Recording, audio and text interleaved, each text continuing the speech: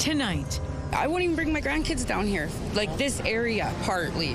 a number of serious incidents in Winnipeg leave some on edge. But what's behind the sudden surge in violence? Also tonight, the power was off. Now they're washing their hands, saying they're not responsible. who Pimachikamak Cree Nation is taking to court as it continues to deal with the fallout from last winter's extended hydro outage. Plus, a roof for those who served. Across Canada, we have 10,000 homeless veterans. How soon construction is going to get underway on a series of tiny homes for veterans. CTV News. Live from downtown Winnipeg with Marilee Caruso. Good evening. Thanks for joining us. We'll get to our top story in just a moment. First, though, severe weather is triggering tornado watches and warnings across our province.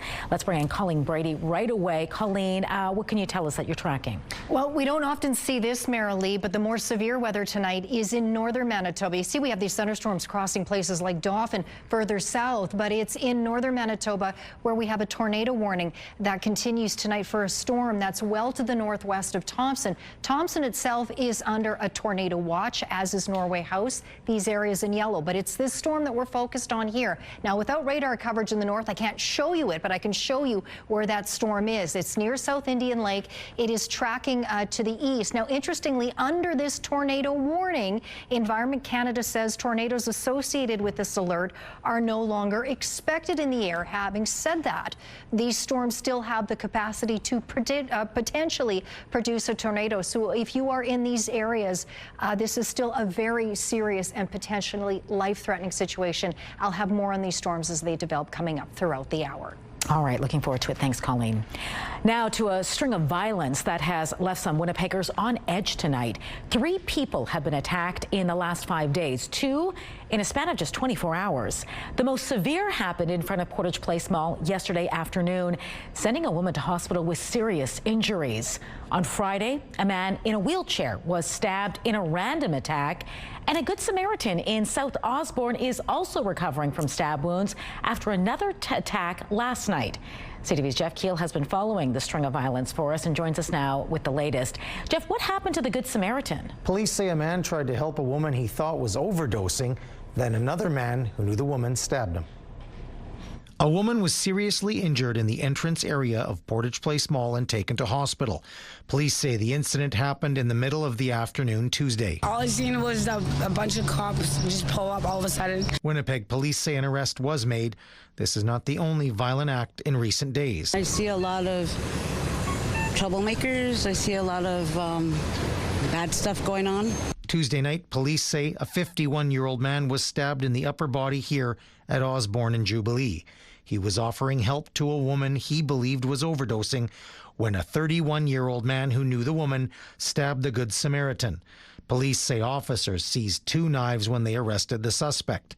And a man in his 20s in a wheelchair was the victim of a random stabbing Friday afternoon in a courtyard on Selkirk Avenue near Andrews Street. It's getting way worse. More beatings, more thefts, more stabbings. Police say there have been 81 stabbing-related incidents in the past 30 days. We do have people out there that are in crisis, are unsafe, are feeling that they need to arm themselves. Mitch Bourbonniere from the Downtown Community Safety Partnership says a lot of this is also fueled by drugs. At the micro level, the small-time, street-level drug dealing that's going on is seeing definite rise in violence and with edged weapons. Late last month, police did a 10-day crackdown on open drug use and trafficking.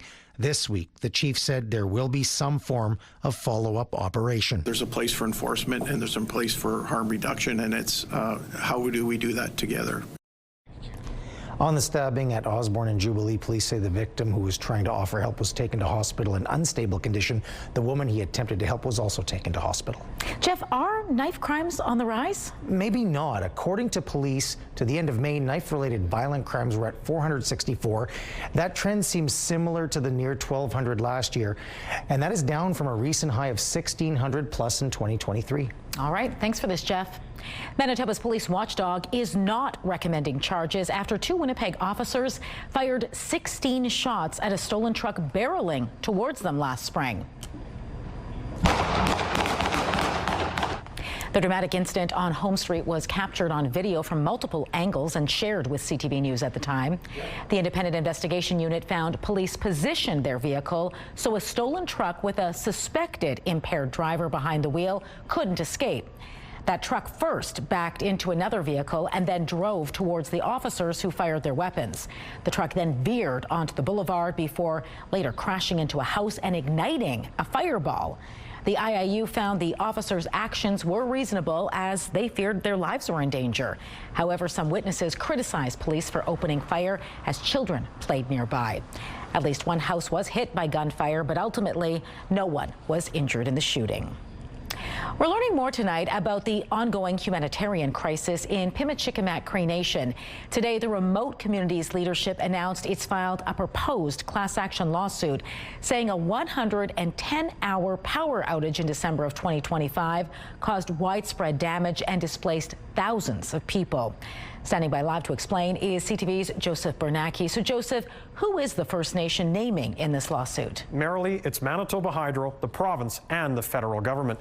It's been a difficult time for evacuees. Many are still here in Winnipeg hotels nearly 8 months after the outage. On Wednesday, leaders told media years of negligence by the Crown Corporation led to this action. We, the people, are suffering the consequences of that negligence. Wednesday was a somber day for Chief David Monius and the members of Pimicikamak Cree Nation. Community filed a class action lawsuit Tuesday against Manitoba Hydro, the province, and the federal government. This lawsuit seeks accountability for the harm already caused and reliable infrastructure that will protect the community in the future. More than 4,000 members were evacuated after a hydro outage shut down the community from December 28th to January 2nd. And the fallout from those 110 powerless hours resulted in burst pipes, sewer damage, and infrastructure failure. Now, nearly 8 months later, there are still about 650 people out of their homes, according to the lawsuit, and 180 homes are uninhabitable. Councillor Shirley Robinson said the lawsuit could have been avoided. We warned Hydro and Manitoba that the line was unreliable and that our community needed generators, better maintenance, and a second source of power. She says Hydro is at fault for not maintaining the one power line to the nation. In 2018 alone, Hydro acknowledged 9 outages by July, indicating 5 outages in that month. In a statement to CTV News, a Hydro spokesperson says the Crown Corporation intends to defend itself vigorously against this claim and will file a response in due course. Meantime, Cross Lake Days won't be the same without everyone. The celebration is on all this week. Those people that are in the community say, I miss my grandfather and my grandmother. I miss my grandchildren. You know, I would like to see our family being home. CTV News reached out to the province and the Attorney General of Canada's office for comment. A spokesperson from the federal government says they are reviewing the statement of claim in order to determine next steps. A spokesperson from the province says, given the matter is before the court, it would not be appropriate for the province to comment at this time. Speaking of next steps, Joseph, what is next? Well, that's important to note, Marilee. Everything is still in the early stages, meaning the class action will still need to be certified judicially. Trippier Law firm that's representing the First Nation is trying to put a price tag on the damages from the outage. They expect that number to be in the millions. They expect thousands of Cross Lake members to join the class action if it's certified in the coming months. All right, thanks for this, Joseph. The countdown is officially on tonight to the 55th annual Folklorama Festival. Swear that I will be faithful. Today, new citizens were welcomed in a special ceremony highlighting what visitors can expect at this year's festival. The event prides itself in bringing together the diverse ethno-cultural communities which make up Winnipeg. Yeah, we're gearing up for festival to start next week, celebrating 45 pavilions this year, all the different cultures we have right here at home, and now we're welcoming even more to join in the festivities. Half of the 45 pavilions kick off Sunday afternoon. There are 2 new pavilions to take in this year, the Heart of Romania and the Salvadorian Pavilion. 2026 also marks the return of the Mexican, Chilean, and First Nations pavilions. Folklorama is also launching a pavilion-wide composting program. Last year, 9 pavilions took part in the pilot, which saw nearly 3,000 kilograms of waste diverted from the landfill. You can stamp your passport from August 2nd to the 15th. All right, let's bring Colleen Brady back in now because a lot is changing on this storm front. What's the latest? It's changing, and it's changing quickly. Now, first of all, in southern Manitoba, one area that doesn't need any more precipitation, Dauphin, already had a thunderstorm go through in the 3-4 o'clock hour. Another one has moved into that community. That area is one of many in Manitoba tonight under a severe thunderstorm watch. Having said that, at this time, this storm is not severe. That could change. Speaking of change, now we do have this has just changed in the last maybe 15 seconds. We have this area now under an outright tornado warning, and it does now include the city of Thompson. Environment Canada is in the process of updating the warning, but as I mentioned, there was a storm that was right around South Indian Lake that was traveling east at about 30 kilometers an hour with the capacity to produce a tornado. But anyone in this warned area, including folks in the city of Thompson, be very careful. If this is a potentially life-threatening situation, seek shelter immediately. I will have more on this as soon as I can get it to you. These areas lighting up in yellow, including Norway House, under a tornado watch. In addition to that, we've got, as I mentioned, a good swath of the north, west central areas, and the southwest under a severe thunderstorm watch tonight. And that's not all. Of course, we have the heat warnings enveloping much of southern and central Manitoba, parts of the north, east into northwestern Ontario. But the cold front that's responsible for triggering these thunderstorms tonight in Manitoba will flush out that humidity, at least for a couple of days. More on that coming up. But for now, let's take a look through the CTV Live Eye. It's brought to you by Bath Fitter, your bath and shower experts for more than 40 years. In Winnipeg right now, 32, but it feels like 45. South wind 16 kilometers an hour. The pressure's dropping, and the humidity right now merrily is 71%. Thanks, Colleen. Animal advocates are demanding action after a volunteer was mauled to death earlier this month. A No More Mauling rally underway right now is calling on the province to step up. Those calls include accessible animal programs on First Nations, low-cost spay and neuter programs, and support for rescue organizations. Advocates want $2.5 million commitment from the provincial government. Amanda Nobis was killed earlier this month while picking up puppies on Sandy Bay First Nation. Janelle Andre Seeley from Canine Advocacy says people living in communities with wild dogs face that risk every day. We lost our best friend and teammate and friend and sister and all that, and we're sick of seeing the heartbreak. And you know, she was a volunteer going into a community, but there's people who live there every single day who don't have the choice to leave or avoid it. The rally runs until 8 o'clock tonight at the Manitoba Legislature. New details tonight about the work needed to restore a 140-year-old downtown Winnipeg church.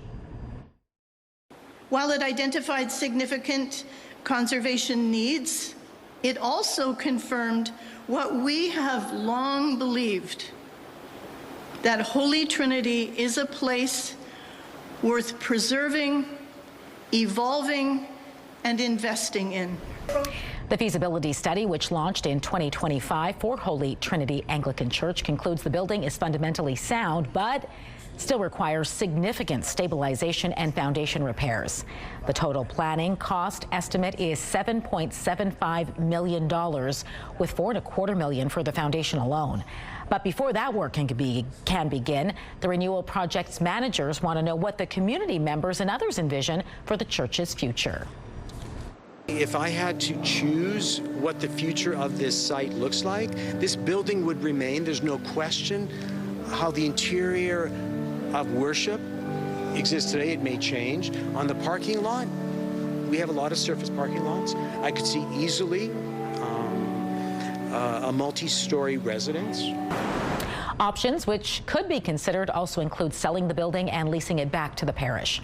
The building project manager hopes to work to address the critical issues, which will begin by the end of 2029. A new development in Transcona is one step closer to welcoming its first residents. Across Canada, we have 10,000 homeless veterans living on the streets of Canada. That's why the Homes for Heroes Foundation is building Winnipeg's Kinsman Veterans Village. A sod turning today marks the next step for the development located on Transcona Boulevard between Bienvenue Street and Plessis Road. It will include 25 tiny homes, a resource center, a counselor's office, community gardens, and recreation spaces. The village will also provide wraparound social supports. It's a supportive program where we have on-site caseworkers helping assist our veterans with mental health issues, addiction issues, job placement, everything they need to reintegrate back into society. This is one of 5 such villages planned across Canada by the Homes for Heroes Foundation. Construction is expected to begin here in Winnipeg in 2 to 3 weeks. Still to come tonight, getting leverage for a trade deal with the U.S. I think one of my colleagues around the table used the quote, you need to walk softly and carry a big stick. New Brunswick's premier is considering throttling energy exports, but is that the most effective path? We'll explore that idea just ahead. Taking a look at the markets tonight, crude oil added $5.20. The loonie rose just above 71 cents U.S. Gold futures lost $1.60. The TSX fell 415 points. The Dow Jones plunged more than 1,100 points, while the Nasdaq dropped 433 points. As Donald Trump insists he doesn't care about CUSMA and would rather be independent, New Brunswick's premier says it's time to do whatever it takes to get a trade deal, including using her province's energy. CTV's Abigail Beeman on the question of energy as a bargaining chip. New Brunswick supplies nearly half of Maine's electricity. The premier says she may use her province's power in negotiations if it would stave off new tariffs. Have to be very strategic about how we use the leverage that we have. But I think one of my colleagues around the table used the quote, you need to walk softly and carry a big stick. Ontario tried that last year and backed down within 24 hours. We had a problem with Ontario and they dropped that. The idea raised too by federal Conservatives at an emergency meeting to discuss another thorny topic, the Gordie Howe Bridge. Canada has leverage. We have energy. We have critical minerals. We have steel, aluminum, autos, manufacturing. American factories depend on Canadian supply chains. American workers depend on this relationship too. So let's use it. The Prime Minister said Canada has lots of options and the focus is working towards a deal. So when you're supplier of a key commodity, key service, you got to think really hard about not supplying. I don't see the value of doing. I mean, I can understand conceptually, but I don't see the value of it. Mark Carney also asked what Canada is getting in return for concessions, including the Gordie Howe Bridge, and in this court filing, news the government is going to drop the base contribution requirement for American streaming services to pay for Canadian content. The government will pay up instead. Carney said it's about affordability. Most Canadians have 1 or 2 or so of these streamers, and it's real money. This stuff adds up, and there's a better way to do it. We took the judgment there was a better way to do it. This is nothing short of changing political direction based on the broader context of the trade war. On the question of concessions, the Prime Minister focused on the fact the Gordie Howe Bridge is now open. He said Canada is in a strong position and working on a more stable relationship with the United States, but he didn't directly answer the question. Abigail Beeman, CTV News, Ottawa. There are more than 140 wildfires burning across British Columbia, and it's affecting air quality in that province. The fires are intensifying in the community of Clinton. The village and surrounding areas have been evacuated, and there are severe storms in the forecast. Meantime, firefighters in southwest France are battling an uncontained blaze 4 times the size of Paris. The wildfire didn't spread overnight, but rising heat and winds could revive smoldering hotspots, and that could carry embers across fire breaks and open new fronts beyond the reach of crews. Investigators believe routine brush clearing work near a high voltage line may have sparked the blaze, even though that work appeared to comply with regulations. And this is drone footage after wildfire swept through an area of Spain. Thousands of people have begun returning home in the central part of the country after firefighters made progress. Evacuation orders were lifted for about 20,000 people in the Madrid region, while stay-at-home restrictions ended for another 14,000. Still, though, 10,000 people remain under evacuation orders in an area where a blaze is still out of control. A contentious hearing on Capitol Hill today under subpoena. Dr. Anthony Fauci was grilled over the origins of COVID-19 and his response to the pandemic. But Fauci refused to answer any of their questions, invoking his Fifth Amendment right against incriminating himself. Olivia Rubin reports from Washington. Dr. Anthony Fauci is subpoenaed by Senate Republicans to testify today about his response to the COVID-19 pandemic, but he declined to answer a single question. I respectfully decline to answer based upon my rights under the Fifth Amendment. As the nation's leading infectious disease expert, Fauci said he's testified or briefed Congress hundreds of times, but he says this body and its chairman, Senator Rand Paul, are merely trying to trap him. The only conclusion I can reach is that the sole reason he is calling me before this committee is to get me to say something, anything, that could vindicate his repeated public pledges that I end up, in his words, quote, behind bars. Dr. Fauci received a preemptive pardon from President Joe Biden before he left office. Paul claims Fauci lied about the origins of COVID and misled the public. Dr. Fauci has said the virus likely spread from animals to humans, in agreement with the World Health Organization. But Senator Paul has claimed the virus was released from a lab in China. Still today, there is no definitive answer. I wanted to hear perhaps an apology, perhaps some semblance of being sorry for what happened or that judgment errors were made. We didn't hear any of that. Republicans excoriating Fauci. Senator Bernie Moreno saying he ran for office in part over mask mandates. Here I am sitting in front of you 6 years later saying, who the do you think you were for doing that? Democrats defending Fauci. Dr. Fauci has saved lives, as have public health officials in the United States and throughout the world. And today, we are demeaning and degrading their life-saving service. And Senator Rand Paul is now vowing to hold a vote to hold Dr. Fauci in contempt over his refusal to answer questions today, invoking the Fifth Amendment is a constitutional right, but Senator Paul raising questions because of Fauci's pardon. Olivia Rubin, ABC News, Washington. In southern Japan, the confirmed death toll has risen to 18 following yesterday's earthquake. Crews are searching a badly damaged shopping mall and collapsed houses looking for trapped survivors. The magnitude 7.1 quake left at least 62 people injured. Nearly 35,000 homes are still without electricity, and about 15,000 are without running water. Officials say more than 8,800 people left their homes to stay in shelters where power sources are being added to provide air conditioning. Back here in Winnipeg, a housing development next to the South Osborne Transit Garage is going ahead as planned, despite some opposition from nearby residents about its size and a lack of parking. The majority of those who spoke and submitted letters to the appeal committee were generally in favor of more affordable housing. However, some said 126 feet rather than the allowable 75 feet was just too big for the area. Most also said there's already not enough parking in the area for existing residents and businesses. According to a city report, there will be 17 parking spaces on site and dozens more for residents in a parkade next door.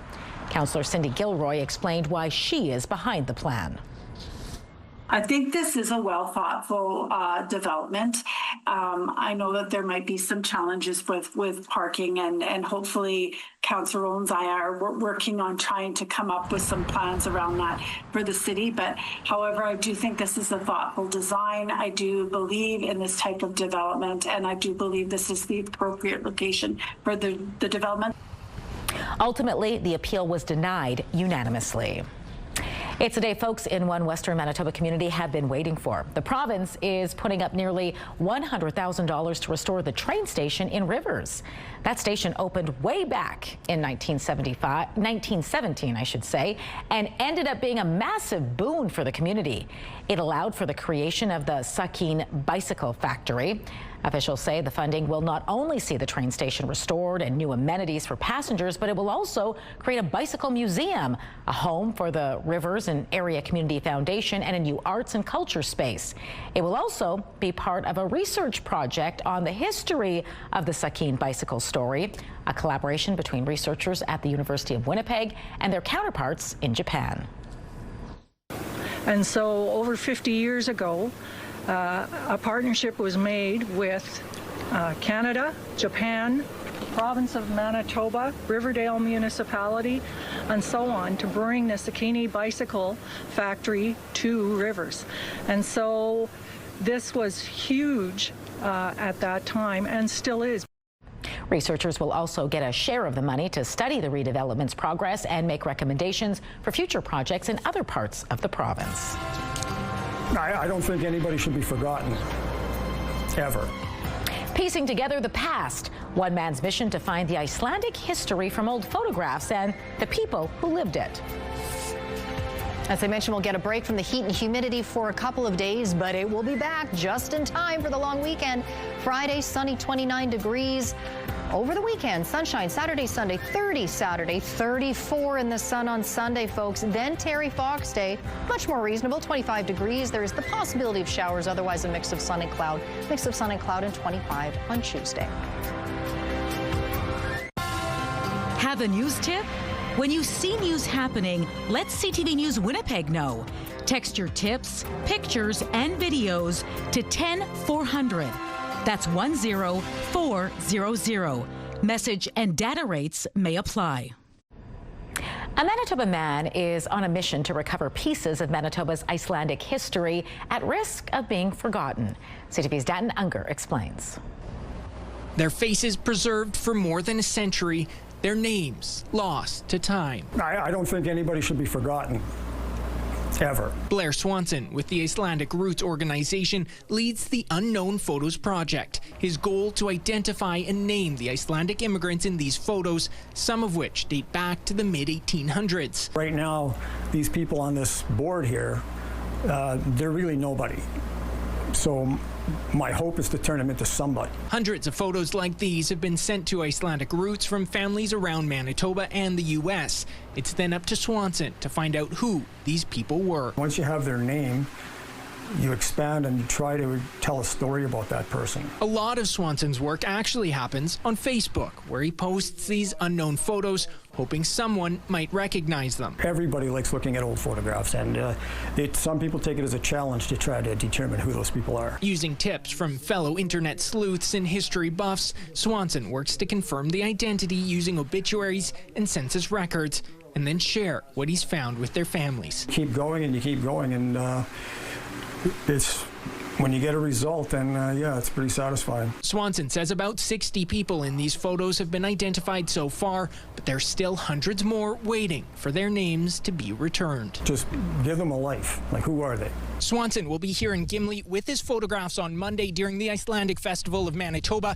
in hopes of generating more tips as his search continues. Danton Unger, CTV News, Gimli.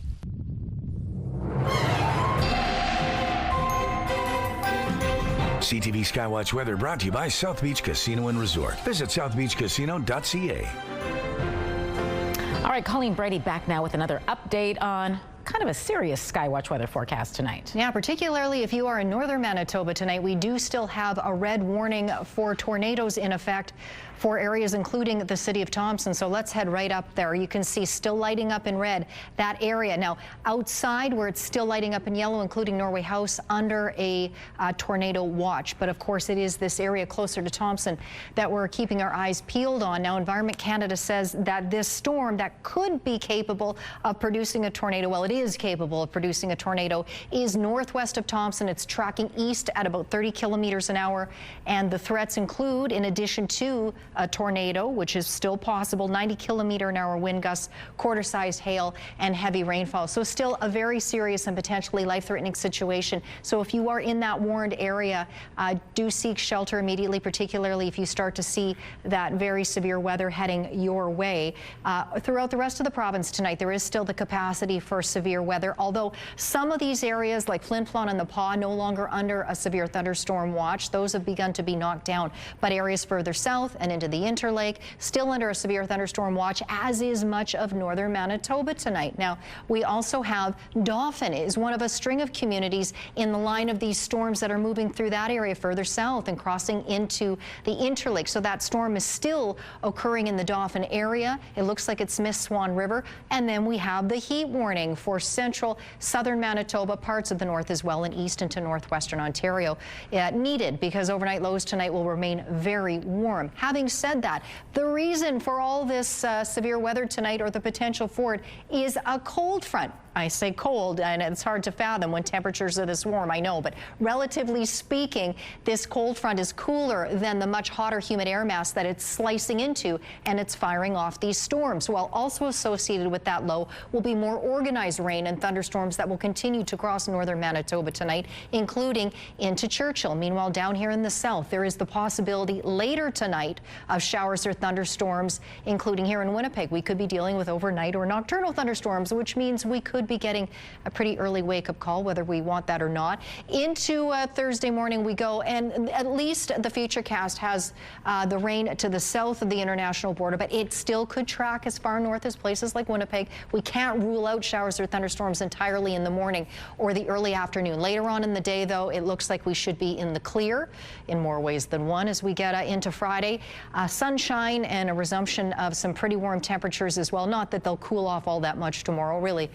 They just won't be as warm as today, but still warm throughout, just not as humid, I guess is what I'm trying to get at. 22 our warm low tonight with a good chance, not a certainty, but a good chance of showers or thunderstorms late tonight, overnight, and into tomorrow morning here in Winnipeg. 24 for the commute, 29 in the afternoon, with the chance of those thunderstorms lasting into the early part of the afternoon. The UV index, well, tomorrow will be Thursday, pardon me. It will be 8 or very high.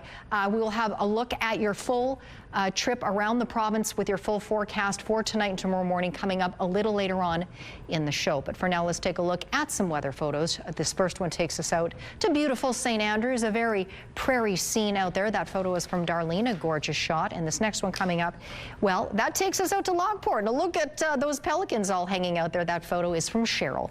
Email us yours to winnipegweather@ctv.ca. At the very least, we have a tool that can be used directly in those clinics. Health officials have a lot of ground to make up in getting a handle on the Ebola outbreak in Congo, and now a breakthrough, thanks in part to a Manitoba researcher. That story next in Medical Watch. Get Winnipeg's top stories, breaking news alerts, and watch live. Download the CTV News app. Some troubling new data is emerging regarding dangerous driving ahead of the busy August-long weekend. According to a new CAA Manitoba survey, nearly every driver in this province has witnessed reckless and aggressive behaviors out on the roads. And joining me now to break down those findings for us is Ewald Friesen with CAA Manitoba. Good to speak with you. Hey, thanks for having me. First, I'm just curious to get your reaction to these findings. 98% of drivers reported witnessing dangerous driving. Did that give you reason to pause? Absolutely. These are all very important issues that we track quite regularly. So to find such widespread engagement in the behavior was something that we found quite unsettling, yes. All right, let's break down some of the findings of this survey. What are some of the most common dangerous driving behaviors drivers are spotting while out on the road? All right, so topping our list of dangerous driving behaviors is speeding, of course, at 83%. That's followed by distracted driving at 75%. And then in the third place, we have unsafe lane changes at 74%. So those are all things that Manitobans say that they see, all of us say that we see, pretty much. But what's more alarming than this is that when we ask the question, which of these behaviors do you engage in as a motorist? Only about half of Manitobans said that they themselves participate in these types of behaviors. So while we are quite good at spotting these behaviors in others, we're not so good at identifying it in ourselves. Yeah, a bit of a disconnect there for sure. I thought that was interesting as well. Is there a solution? What do you think could help change the way we drive? Well, there's always cause for optimism. So in another question, I asked folks, well, how much do you speed? And that figure sat at around 10 to 19 kilometers over the speed limit. But when we asked them, so what makes you slow down? They overwhelmingly said, when I realize that I'm speeding, I slow down. So this tells us that Manitobans do want to follow the law for whatever reason that is. For some of us, it's, of course, the threat of a ticket or a fine or maybe losing some merits on with NPI. For others, it's the threat of being in an accident or injuring another person. For others, it's having been in an accident and not wishing to repeat that. So there's a lot of reasons why people would want to slow down. But generally speaking, we understand that it's not appropriate, that it is dangerous, it affects us and others, and that we can do something about it. That's one of the biggest takeaways here. This is all preventable stuff. You know, an important message, because a lot of people are going to be out on the roads this long weekend. We know what that added traffic brings, you know, new risks for drivers and families out there. What is your message ahead of the August long weekend? All right, so we all want to get to that dock or that campsite or that park, wherever we're headed this long weekend. What we're letting folks know is that there are some steps you can take. You can, of course, stay within the speed limit. You can avoid distraction by keeping your eyes on the road wherever possible. Distracted driving is the leading cause of injury and fatality in Manitoba roads. So anything you can do to limit distraction, which means setting that podcast ahead of time, putting that phone away, appointing a navigator, securing your pets or your children in your car so there's not any distractions. When you're out there and if you see emergency vehicles pulled over on the side of the road with their lights flashing, including tow trucks, slow down, move over, get to the other side of the road. And of course, never drive impaired. If you wish to consume cannabis or alcohol, take the necessary precautions to make sure you're safe and make sure others are safe on the road. We all want to have an excellent long weekend, and we can do that with just a bit of prevention and a bit of mindfulness. Yes, we definitely want it to be a safe long weekend. Aval, thanks so much for the tips. It was great speaking with you tonight. My absolute pleasure. Have a great weekend.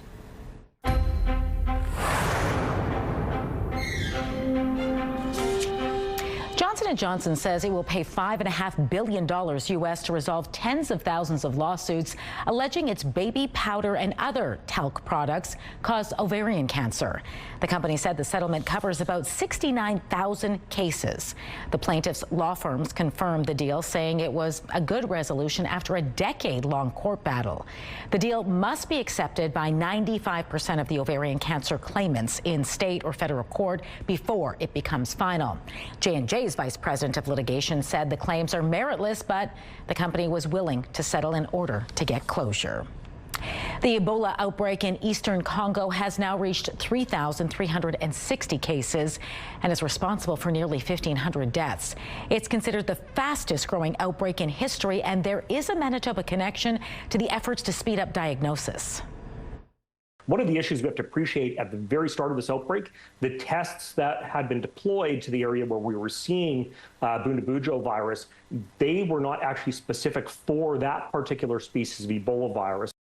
That's Dr. Jason Kindrachuk, Canada Research Chair in Emerging Viruses at the University of Manitoba, who says as a result, hundreds of tests initially came back negative. It was only after they were taken to a lab for a closer look that they realized they were positive and the tests were ineffective. Dr. Kindrachuk's team was able to quickly validate a portable field test specifically for this strain of Ebola, meaning accurate test results could be delivered in roughly an hour. We were able to get an assay validated and then deployed out to different Ebola treatment centers and rural health clinics in the area so that there was at least testing capacity in the region. We're still, behind the eight ball in terms of getting people tested, certainly in the amounts that they need to, but at the very least we have a tool that can be used directly in those clinics. Health officials believe the virus was circulating for weeks before Congo announced an outbreak on May 15th. This strain of Ebola has no vaccine or treatment. South of the border, new research shows 4 out of 5 food items sold for U.S. toddlers are ultra-processed. It also says almost half fail to reach any World Health Organization nutritional benchmarks.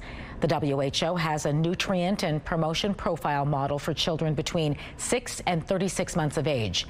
It says foods marketed to that age group should have no added sugar, artificial sweeteners, or concentrated fruit juices.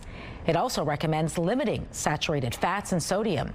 The study includes analysis of more than 2,700 grocery store items.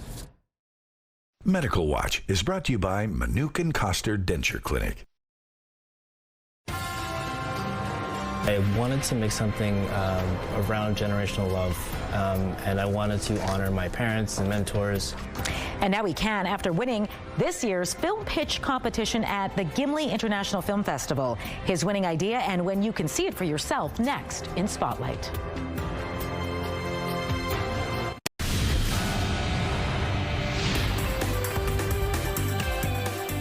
Spotlight sponsored by the Casinos of Winnipeg, presenting Mark Norman, the Mumbo Jumbo Tour. Well, unfortunate but not surprising news if you were planning to check out the Royal Winnipeg Ballet at the Lyric Theatre this evening. The event has once again been canceled due to the extreme heat. Organizers say they will monitor conditions to see if tomorrow's performance can go ahead. If it does, pre-performance activities get underway at 6:30 with the main event starting at 7 p.m. A Winnipeg-based filmmaker has won a prestigious pitch contest at the Gimli International Film Festival.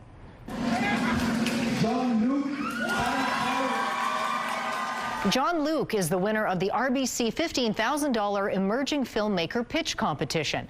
It's for his short film pitch, Sun Shower, which tells the story of a man whose truck breaks down and he has to walk home. En route, he hears about a vivid dream from his mother, but discovers she died earlier that day. He'll now receive $15,000 to make his film. Luke, who's worn many hats in the industry and is currently an equipment manager, says he was in a state of shock when he won. You know, I was just kind of thankful to be there in the moment, and, you know, I was thinking about my family and friends that were in the audience with me, and there was a lot of cameras and stuff going on, so I was kind of blank, you know, once they announced the name, but yeah, just truly grateful. Another full circle moment is coming his way. Luke will have the chance to premiere his movie at next year's film festival. The trailer is out for the final movie in the modern Jumanji trilogy. I'm beginning to suspect we're not in Jumanji. Get in the back. Jumanji Open World sees the return of Dwayne Johnson, Kevin Hart, Jack Black, and Karen Gillan. But this time, rather than being sucked into the game, the world of Jumanji breaks free into the real world. It's due in theaters Christmas Day. Tributes are pouring in from fellow artists and Ireland's president after news of the death of singer-songwriter Glenn Hansard.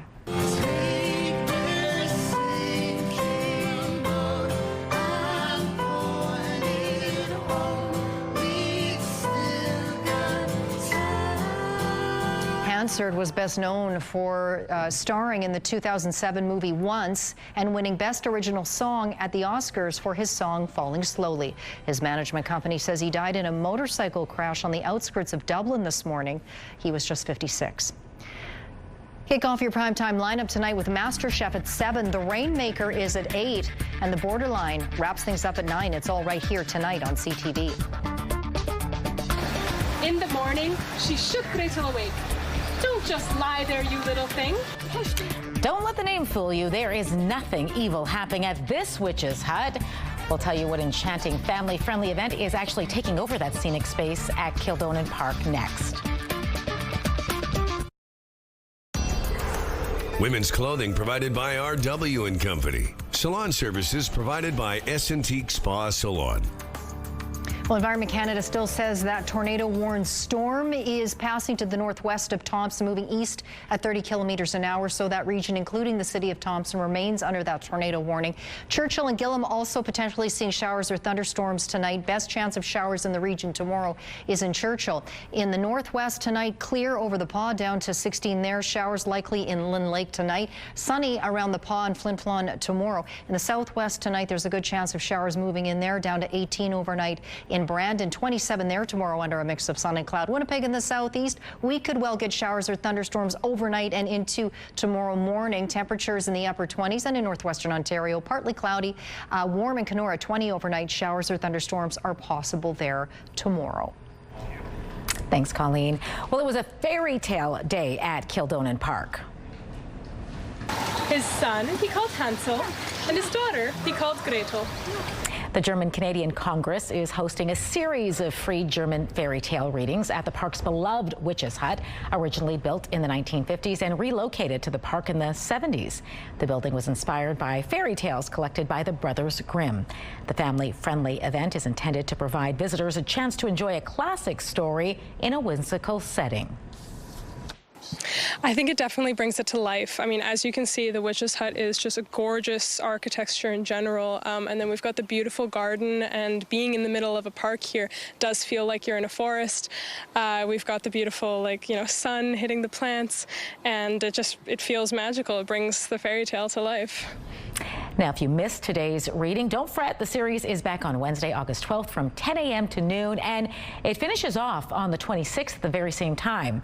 If you'd like to learn more about the enchanting history of the Witch's Hut, we have a story up on our website by the very talented Catherine Dow. You can also check out a photo gallery from today's event. Just head to ctvnewswinnipeg.ca. Such a cool little thing we have here in the city. Yeah. Go check it out. Yeah, if you haven't before, now is your chance. You got a couple dates still coming up. Beautiful park, too. It is, yeah. All right, that does it for us tonight. Have a great evening. Stay cool out there. Yeah. We'll see you then.